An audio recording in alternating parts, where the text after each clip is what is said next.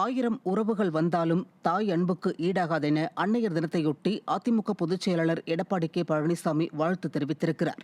இதுகுறித்து அவர் வெளியிட்டுள்ள அறிக்கையில், அம்மா என்ற சொல்லை உச்சரிக்கும் போது அதிமுகவிற்கு பல்வேறு வரலாற்று சிறப்புகளை பெற்றுத்தந்த இதய தெய்வம் அம்மாவின் நினைவுதான் நமக்கெல்லாம் வருகிறது என குறிப்பிட்டுள்ளார். கோபம், வெறுப்பு, பிடிவாதம் என தன் பிள்ளைகள் எதை காட்டினாலும் அவர்கள் மீது அன்பை மட்டுமே செலுத்தும் அன்னையரை வாழ்நாளெல்லாம் போற்றி பாதுகாப்பது ஒவ்வொரு பிள்ளையின் கடமை என்றும், அன்னையின் ஒப்பற்ற பங்களிப்புகள் மற்றும் தன்னலமற்ற தியாகத்தை கொண்டாடுவதே அன்னையர் தினம் என்றும் கழக பொதுச் செயலாளர் தெரிவித்திருக்கிறார்.